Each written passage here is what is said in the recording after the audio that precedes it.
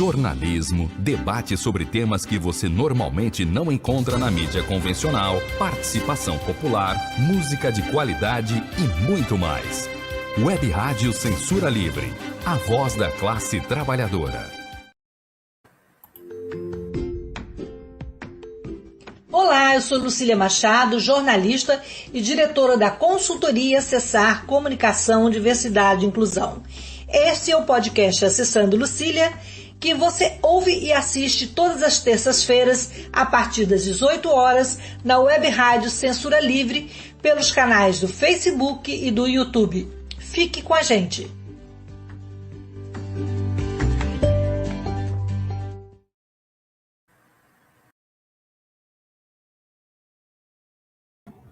Boa noite, pessoal. Esse é o podcast Acessando Lucília. Hoje tivemos problemas operacionais e tivemos um longo atraso, mas isso não vai tirar o brilho da nossa convidada, da nossa entrevista. Hoje, o nosso podcast vai conversar com a Kênia Maria, e o assunto é o Dia Nacional de Combate ao Preconceito contra as Pessoas com Nanismo. Eu vou me apresentar para conversar logo, que estou ansiosa para conversar com a nossa convidada, Kênia. Eu sou uma mulher morena, de cabelos castanhos escuros, estou com óculos dourados, tenho olhos castanhos, nariz e boca fina, e estou com um batonzinho levemente vermelho, uma blusa verde e um lencinho vermelho com detalhes coloridos. Kênia, querida, eu queria que você se descrevesse para os nossos ouvintes, e aí em seguida a gente começa a falar, né, dessa sua trajetória como mulher com nanismo, advogada, vice-presidente da Associação Nanismo Brasil, né? Seja bem-vindo a esse espaço de diversidade e inclusão.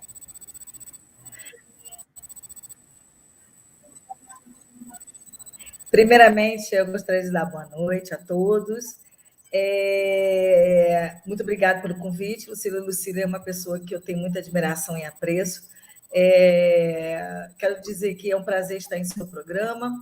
Meu nome é Kênia Rio, eu sou advogada, eu tenho 56 anos. Neste momento, estou no meu ambiente de trabalho.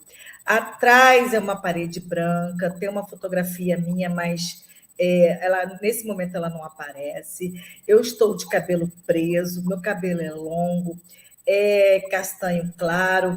Eu sou uma pessoa branca, estou de óculos.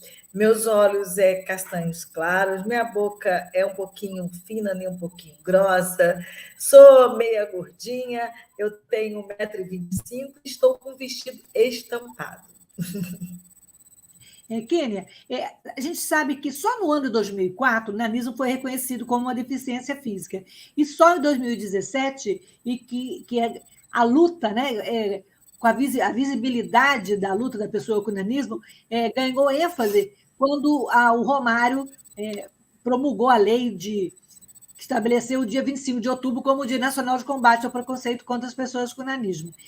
Eu queria que você falasse para a gente qual a importância dessas iniciativas, tanto do nanismo virar ser reconhecido como deficiência física lá atrás, e agora, podemos dizer recentemente, né, ter essa lei que dá mais visibilidade e consciência das pessoas, né, de que é o nanismo e como é a trajetória de uma pessoa com nanismo num ambiente não tão acessível e tão inclusivo como a gente vive hoje na sociedade, né, Kênia?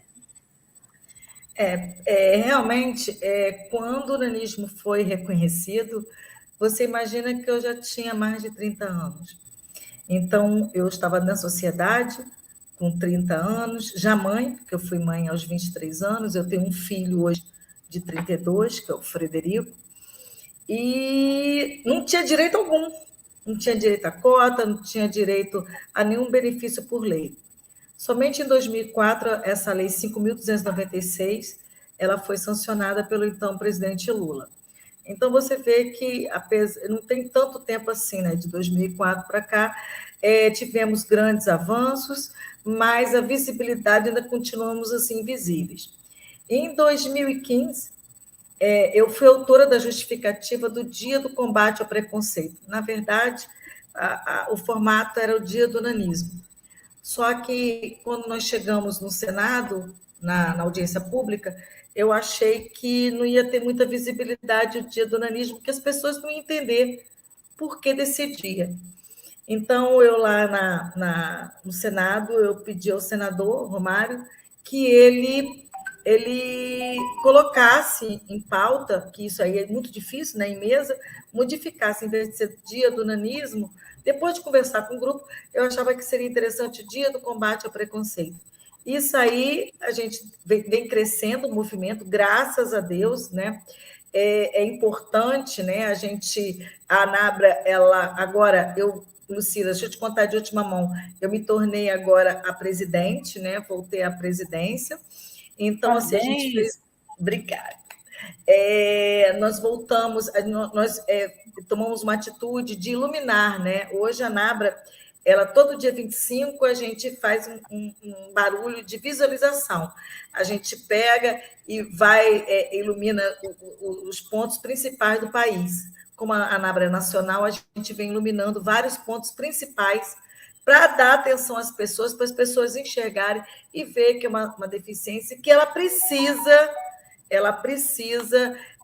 de todo o apoio, precisa da visibilidade, precisa da inclusão, né?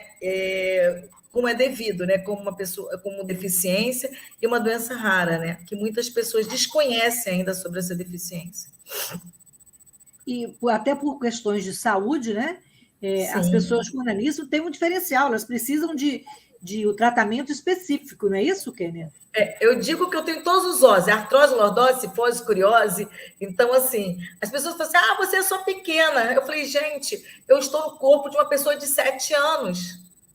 Entendeu? Eu estou no corpo de uma pessoa de 7 anos. Imagine para mim como isso é complicado. Eu tenho peso, eu vivo na luta do peso. As pessoas falam, eu te vejo malhando e parará, metida a cocotinha. Não, gente, eu preciso perder peso, eu preciso exercitar. Isso aí é uma constância. Tem pessoas da minha idade que estão em cadeira de roda. Então, assim, não é muito fácil a minha vida. Minha vida é bastante difícil. É uma luta contra o peso, é a questão das lordoses, é a questão física, vários mil coisas que acompanham a deficiência, entendeu? A androplasia é o tipo mais comum de nanismo, não é, Kênia?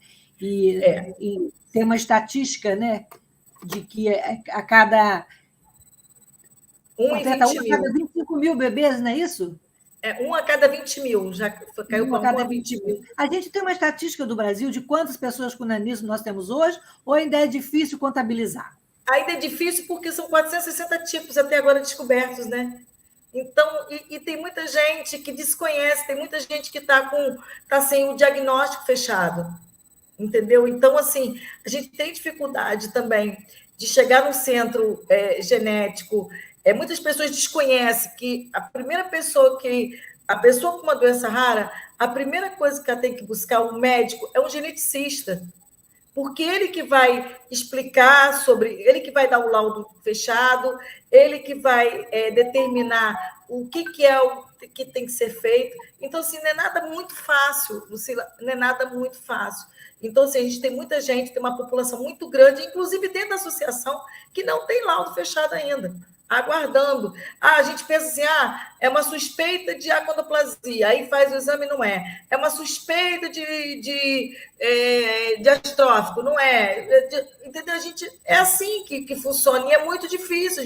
O acesso aos centros genéticos é muito difícil. Aqui no Rio, graças a Deus... Ao tratamento de saúde... Isso que eu ia te perguntar, como é que é o acesso ao tratamento de saúde para essas pessoas com androplasia e com outros tipos de nanismo também? O SUS oferece algum tipo de tratamento? Ainda é muito difícil você ter acesso? Lucila, olha só, eu sou muito abençoada, certo? E eu venho replicando isso.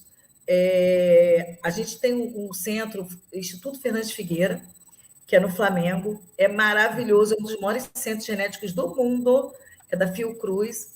Nós temos lá portas abertas para a gente. A gente fez várias parcerias com eles, tanto para você ver, aqui no Rio, não tem uma pessoa da comunidade de nanismo, a não ser que desconheça sobre a comunidade, sobre a ANABRA, que é a associação, que não tenha ido lá e ter feito uma consulta, ter tido acesso.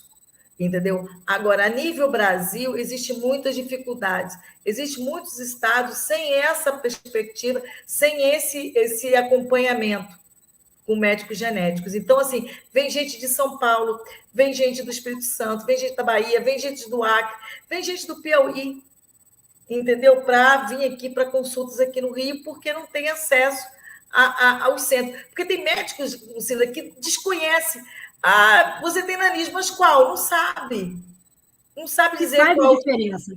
E faz a diferença na hora de identificar que tipo de nanismo e que tipo de tratamento, orientação vai ter, né, Kênia? Com certeza, cada tipo é uma orientação, entendeu? O meu é o mais comum, mas tem muitos aí complicados e que precisam de atendimento, entendeu? Tem médico que confunde, por exemplo, tem o raquitismo que confunde com a condoplasia, que são medicação totalmente diferente uma da outra, entendeu? E assim vai, os médicos desconhecem. Infelizmente, Lucila, eu acho que a gente tem que fazer um tratamento. Eu venho falando isso muito insistentemente. A gente tem que fazer um trabalho junto às faculdades de medicina. Os médicos não têm conhecimento.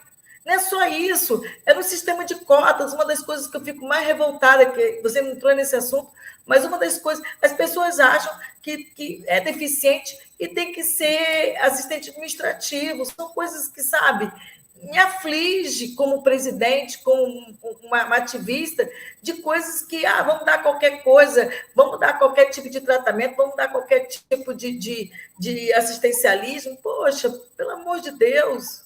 Porque, né, além de falta de informação, assim como você falou, na base mesmo, como na universidade, na faculdade de medicina, eu sinto isso também em relação à lesão medular. Além de tudo, falta política pública especial para esse tipo de deficiência. Já avançamos muito, mas ainda falta muito para caminhar, né? Muito, muito. Agora, você vê, a gente fica tão distante de tudo, né? De tantos países, tão distante. A gente é um país tão grande, tão maravilhoso, mas, infelizmente, não temos política pública, não temos saúde, não temos nada. É muito difícil. Tem um caso de uma criança, que a criança é de Manaus, e aí ela fez com nanismo, né? A criança com nanismo, a condoplásica, estava com a mãe, aí a cabecinha dela, óbvio, a criança com nanismo, ela tem uma cabeça maior, né?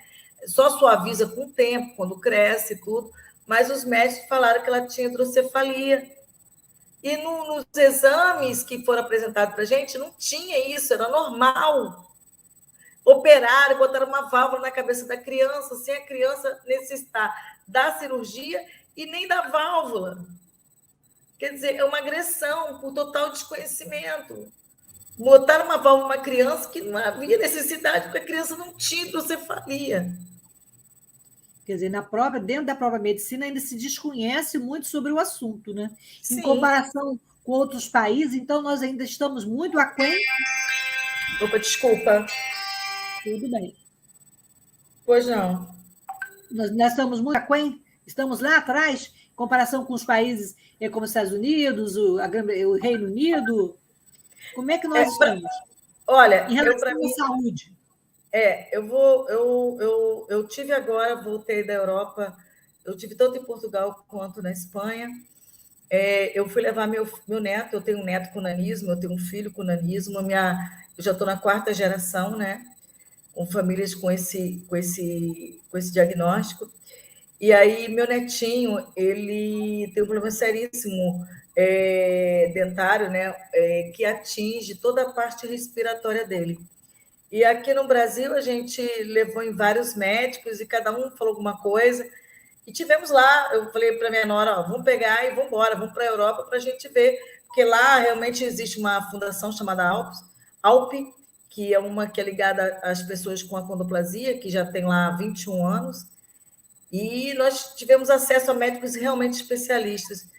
E eles falaram, olha, a questão é grave, gravíssima, tem que operar, tem que operar mais rápido, só que lá a gente não mora lá. Então, existe essa dificuldade toda. A gente teve acesso aos médicos, mas não tivemos a questão da cirurgia poder fazer lá. O que aconteceu? A gente teve que voltar. Nós chegamos agora semana passada, ela já procurou a dentista dela, eles vão fazer a cirurgia em videoconferência. Os médicos de lá vão orientar a dentista daqui a como se proceder com a cirurgia para ter sucesso. São muitas batalhas. Ortodontista. É uma batalha. E na educação, a gente evoluiu, a gente vê, hoje já vemos pessoas com nanismo na universidade, até mesmo como você conhece, a Andréia Faria, concluiu o mestrado, né? Como é que você vê esse processo de inclusão escolar das pessoas com nanismo no século XXI? Mesma coisa. Assim, eu costumo levar informação para as mães, né? A Nabra, quando as crianças entram na escola, elas levam uma cartinha nossa, que é entregue, né? A criança ingressa na escola, eles entregam, os familiares entregam a diretora. Oi? Não, entrou um som aqui, não sei de onde. Pode falar tranquilo. E aí, o que acontece? Lá, orienta os professores como deve tratar uma criança com nanismo dentro da escola. Na questão da adaptação do mobiliário, porque muitas das queixas, as pessoas falam assim, nossa, o seu filho não para quieto sentado. Ora, gente, ele não para quieto sentado porque ele não consegue botar os pés no chão. Imagine você ficar meia hora com a perna pendurada. Entendeu? Dá cãibra, dá incômodo, dói a coluna, é o modo de sentar. Os professores não entendem isso. Aí, quando a gente começa a dizer, olha, é porque a cadeira não é adaptada. Vamos falar sobre a cadeira tem que ser adaptada. Aí a gente leva isso, a gente manda uma foto para a escola. Tem escolas que fazem adaptação, tem escolas que os pais ajudam. Enfim, existe um acordo, né, entre os pais e a escola. A escola pública, muitas adaptam, muitas os pais contribuem, enfim. Esse é o primeiro ponto. Depois é na questão do mobiliário, a questão do banheiro e na questão do bebedouro também. Aí eu falo, olha, gente, é fácil, é só uma plataforma. Isso aí é tranquilo, entendeu? Eu costumo dizer que a gente entra na carona das outras deficiências. Uma das caronas é o pessoal dos cadeirantes, né? Porque quando vocês ficam sentados, a gente praticamente fica na altura de vocês. Então, a adaptação para as pessoas com os cadeirantes, como os cadeirantes, a gente aproveita e consegue se adaptar no mesmo ambiente. E o que você acha que então falta também uma capacitação dos professores e dos gestores escolares sobre o que é o nanismo, como adaptar o material? Sim, por exemplo, até a questão, a nossa mão, a maior parte das mãos das crianças é tridente, né? Os dedos são assim. Peraí, são assim. Tá dando para ver? É uma estrelinha. A nossa mão, a gente chama de estrelinha do mar. Então, assim, a gente tem dificuldade na caneta, de segurar a caneta. Então, muitas crianças têm que ter aqueles lápis mais grossinhos. Então, a gente explica sobre isso.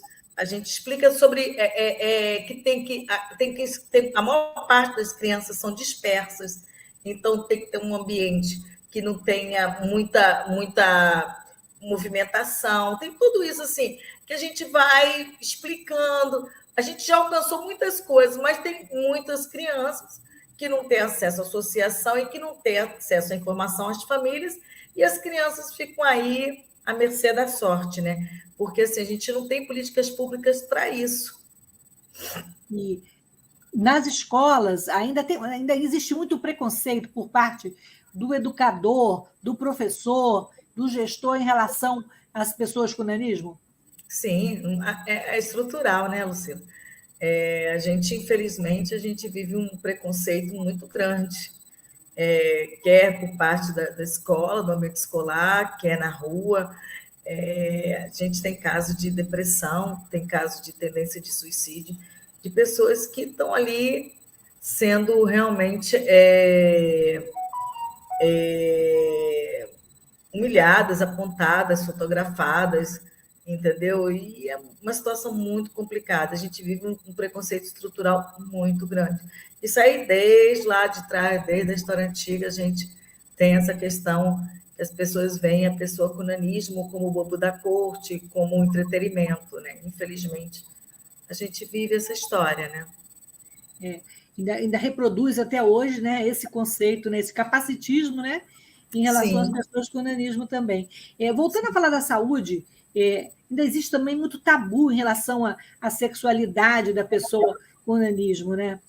Sim. Queria que você falasse em 2 momentos, como é que foi a sua gravidez, o processo da sua gravidez, como é que foi durante o parto, durante o processo de gestação, e outra coisa também em relação à sexualidade. O que você pode comentar sobre isso? Ainda existe muito fetiche, muita brincadeira, muito preconceito de mau gosto, porque eu acho que é mau gosto, né?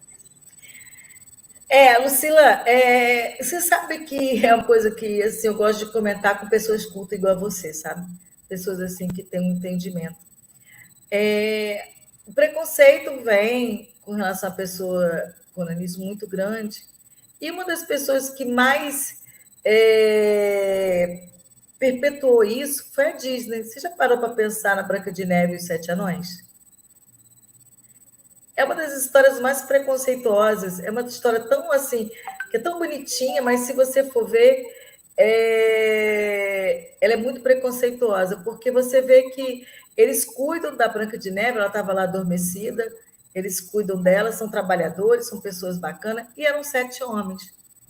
E, de repente, ela estava ali dormindo, de qualquer forma, ou não é não, ela foi beijada sem autorização dela, então houve um abuso, não houve? E aí ela pegou e se apaixonou por aquele cara que beijou, que ela nunca viu, que ela estava deitada lá e foi embora. Por que ela não poderia se apaixonar pelos 7? É verdade. O preconceito já vem embutido. A história, né, perpetua isso, né?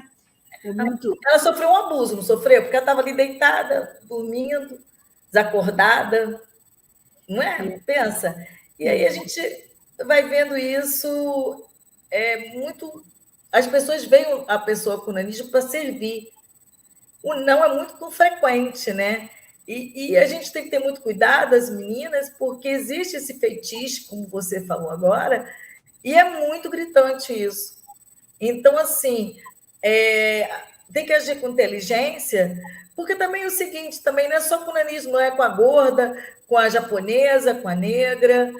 Não vamos vitimizar também a coisa, né? Eu acho que a questão é a gente ter um critério, respeitar o corpo é a nossa igreja, nosso santuário, e não permitir determinadas coisas, mas que existe, essa questão existe, que tem que ser debatida e falada, e as meninas têm que saber que tem que se respeitar e se amar, ponto. Tem uma pergunta aqui do ouvinte, então, antes de a gente continuar, a Maria Antônia pergunta como é diagnosticado o nanismo durante a gravidez e na primeira infância. Já se consegue diagnosticar? Eu acredito que sim. Olha, sim, desde a época do meu filho, né, com 6 meses já consegue, porque na medida do fêmur, né? Aí já consegue ver que existe uma diferença. Aí eles colocam assim, a condoplasia, tudo é condoplasia para eles, né? A condoplasia, aí eles fazem uma opção de interrogação, entendeu? Desconfiado do que possa vir a ser, entendeu? Mas é na medida dos ossos, do fêmur, que eles têm começa a ter esse diagnóstico, entendeu? Doutor Kênia, em relação à sua gravidez, e você teve acesso ao atendimento? Como é que foi esse processo? Né? E também eu queria que você falasse e esclarecesse, nosso tempo está terminando, nós tivemos problemas, mas assim, temos ainda 4 minutos, né?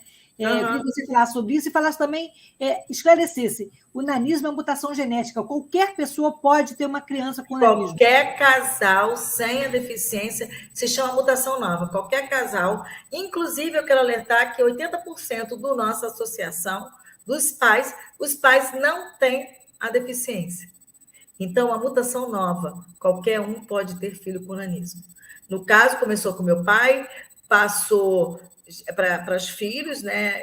Eu e meus 2 irmãos temos nanismo, acondroplásico, aí dos filhos nós casamos, todos casaram com pessoas com altura considerada normal pelo padrão da sociedade, tivemos filhos com o nanismo, e agora meu filho casou com a esposa que não tem a deficiência e teve um filho e gerou uma criança hoje, que é meu neto de 8 anos, que tem o nanismo.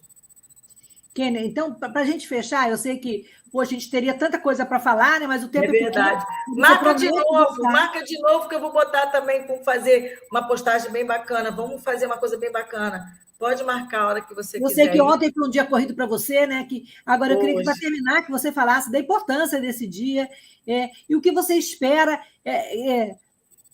Qual a sua expectativa de um mundo melhor para pessoas com nanismo e de que maneira as pessoas que não têm nanismo, que não têm deficiência, podem colaborar para que a gente tenha uma sociedade mais inclusiva e um ambiente mais acessível? Lucila, eu peço respeito pelo fim do preconceito. Eu não gosto de falar muito disso, não, porque é uma coisa que me dói muito, sabe? Então, assim... pelo fim do preconceito que eu venho pedindo. Eu acho que o resto a gente conquista. Não quero mais nada. Eu só quero que a sociedade nos entenda, nos aceite, nos admite. Eu quero que a gente se torne visíveis para a sociedade, entendeu? Que eles entendam que nós somos pessoas. Os direitos como deficientes nós já temos desde 2004. Beleza. O que eu quero é o respeito, o combate ao preconceito. Realmente, isso, eu não vou sossegar. A lei já está desde 2017, poucas coisas avançaram. Às vezes a gente acha que fez grandes coisas, daqui a pouco as coisas retroagem todas. Às vezes vem uma brincadeira de idiota de televisão, palhaçada, pessoas com nanismo tomando tapa, sendo empurrados, brincadeiras idiotas, que eles não imaginam que isso repercute também com outras crianças. Qualquer coisa que venha a público numa brincadeira de televisão repercute em crianças que não tem nada a ver, são vítimas de brincadeiras idiotas, entendeu? Então, eu peço pelo fim do preconceito e mais visibilidade à causa. Kênia, muito obrigada. Você dividir a sua emoção, a sua luta aqui com a gente. E eu também queria deixar aqui, se o Antônio puder colocar para a gente, 2 links de 2 cartilhas interessantes que eu pesquisei, e que a Andréia... Cartilha com nanismo, da VEL. Cartilha com nanismo.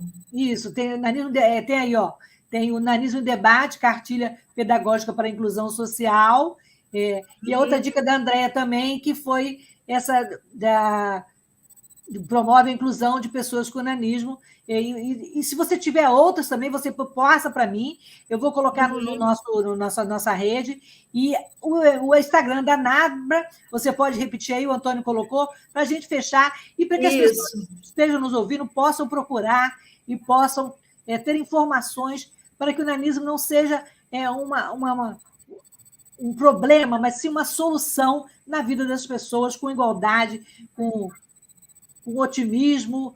Eu não gosto muito da palavra empatia, não, mas com um mundo melhor. O mundo melhor é um mundo acessível e inclusivo para todos. Exatamente. Então, você sabe de qual o Instagram da Anabra? Anabra, ANNABRA, Anabra, _ nanismo. Gente, boa noite, então. Pode repetir, Kênia, pode repetir. Anabra, ANNABRA, Anabra, _ nanismo.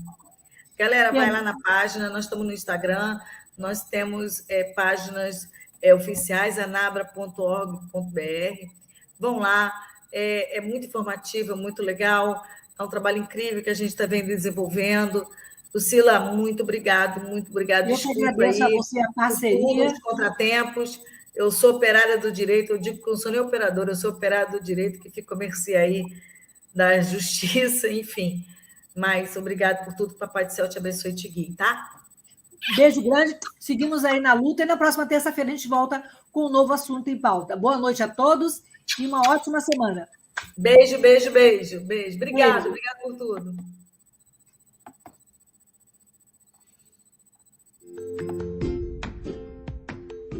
Olá, eu sou Lucília Machado, jornalista e diretora da consultoria Acessar Comunicação, Diversidade e Inclusão. Este é o podcast Acessando Lucília, que você ouve e assiste todas as terças-feiras, a partir das 18 horas, na Web Rádio Censura Livre, pelos canais do Facebook e do YouTube. Fique com a gente!